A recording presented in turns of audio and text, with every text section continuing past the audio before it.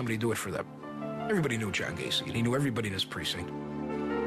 But Gacy's hectic schedule was taking its toll on his marriage. He had stopped having sex with his wife, Carol, and they bickered constantly.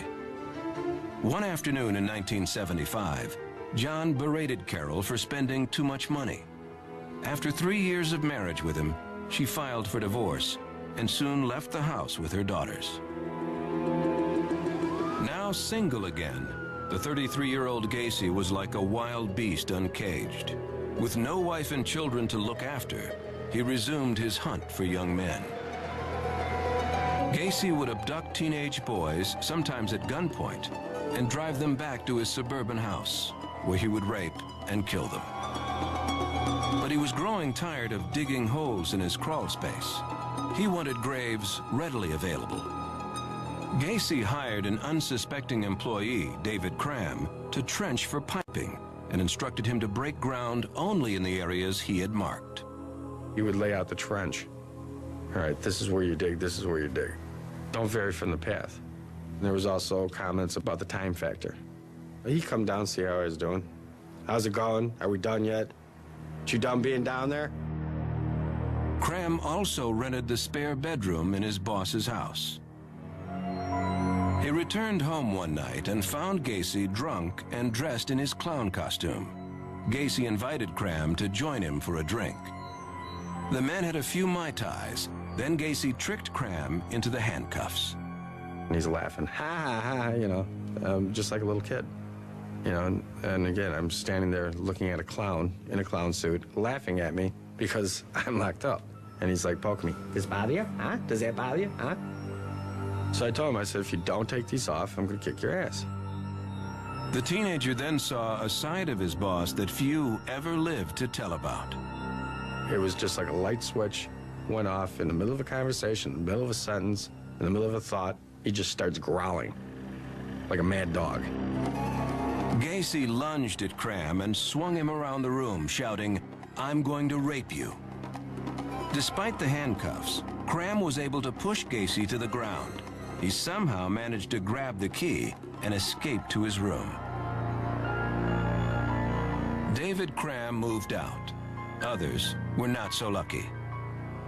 By the end of 1977, Gacy had killed 19 young men in his home, all the while carefully maintaining his double life. In May 1978, he was back in the limelight, organizing the Polish Independence Day Parade in Chicago. The guest of honor was none other than First Lady Rosalind Carter. At a function that evening, the serial killer mingled just inches from the president's wife. By December, Gacy was committing a murder every 2 or 3 weeks. He showed no signs of stopping until an investigation into a missing youth would lead police to Gacy's front door. By 1978, 36-year-old John Wayne Gacy had sexually tortured and killed 32 young men. He had not only managed to cover up his crimes, but to keep up his status as a businessman and community leader in Chicago. On December 11th, Gacy met with a client of his contracting company at the Nissan Pharmacy in suburban Des Plaines. Gacy was bidding on a remodeling job. Around closing time, he abducted 15-year-old Rob Peast, who worked at the drugstore. Gacy had lured him into the car with the promise of a better-paying job with his company. The teenager was never seen alive again. He became Gacy's 33rd victim. The next day, after witnesses at the pharmacy said Peast was last seen with Gacy, police questioned him about the boy's disappearance. He would say, "I was in the drugstore, but I never saw him. You got the wrong guy." It was always, "I'll cooperate." He had gotten away with so much before that he thought he was so smooth that he'd get away with this one just as easily. This time, Gacy couldn't talk his way out of trouble. Police didn't buy his story and got a warrant to search his house. While they found nothing they could tie to Peast, they did discover numerous personal items belonging to other missing teenagers. Gacy was now a murder suspect. But without the bodies, little could be done. Gacy was placed under 24-hour surveillance. If he was nervous about the police presence, he was putting up a good front. The first night of the stakeout, Gacy picked up the officer's dinner tab. My partner and I had to continuously remind each other that he's a suspect for murder.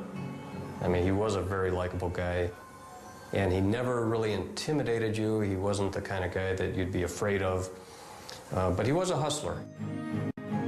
Gacy even had the surveillance team over to his house for a fish dinner.